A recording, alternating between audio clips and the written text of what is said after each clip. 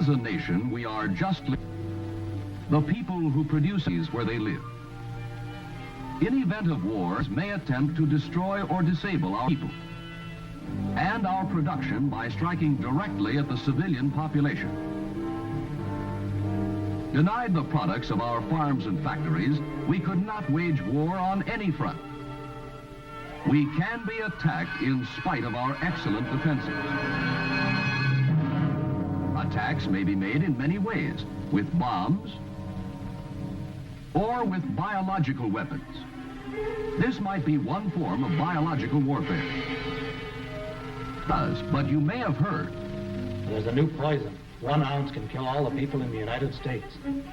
Germ warfare can wipe out an entire city. Nothing could be further from the truth. Biological warfare? What do they expect me to do about it? It's not my headache. You're wrong. You had better find out the facts about biological warfare, or BW. It can be aimed at you in your home, or at work, at your food crops, your livestock. Biological weapons can be divided into 3 groups: germs, toxins, and plant growth regulators. Some germs cause cholera, others cause typhoid fever, plague, and such diseases. Toxins are special poisons produced by other germs. They do the harm in diseases like food poisoning and diphtheria. Special plant growth regulators can destroy food crops, just as weed killer can destroy weeds. The public health nurse and the many other members of our public health system have been fighting nature's biological attacks for years. We have proved that our health and medical systems check the spread of infectious diseases. Our livestock and crops are guarded by a nationwide network of federal, state, and local agencies and experts. Government regulations assure the purity of many food products. But BW attacks can be made in spite of our health safety systems. Aerosols containing disease germs could be used. These aerosols could be spread over large areas. Submarines could release aerosols near coastal cities. Specially designed germ-carrying bombs could be dropped. Enemy agents could contaminate the city water supply. How can we protect ourselves from BW attacks? Keep yourself and your family clean. Don't help germs by making things easy for them. Germs have trouble living in clean places. Enroll in a Red Cross home nursing course. Then if sickness does come to you, you'll know what to do. Always report sickness promptly. And doctor, Mary's temperature is over 100. Good morning. Here's the news.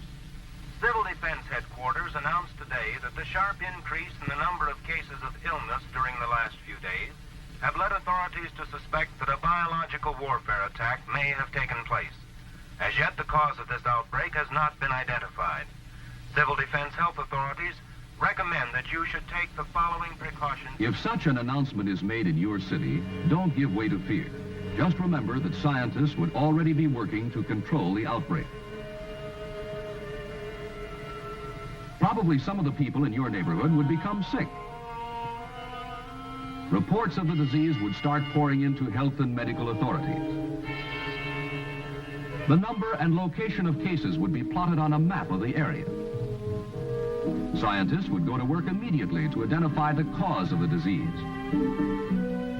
Meanwhile, the outbreak would take on a definite pattern.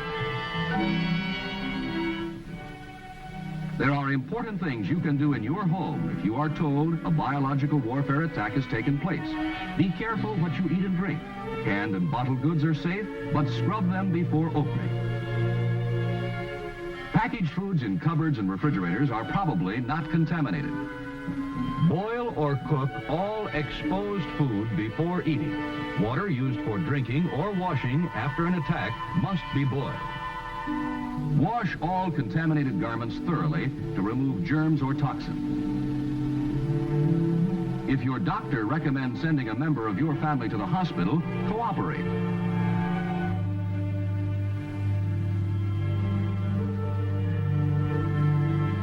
Local health and medical authorities would distribute instructions so that the outbreak of the disease could be controlled. Follow instructions closely.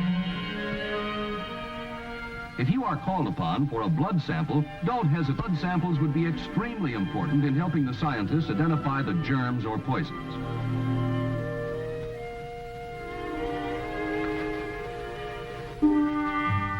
Authorities would identify the cause of the disease as soon as possible.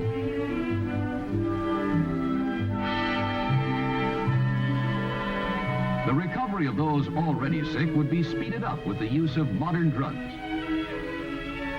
Mass inoculations might be necessary to keep the disease from spreading. This would require the cooperation of everyone.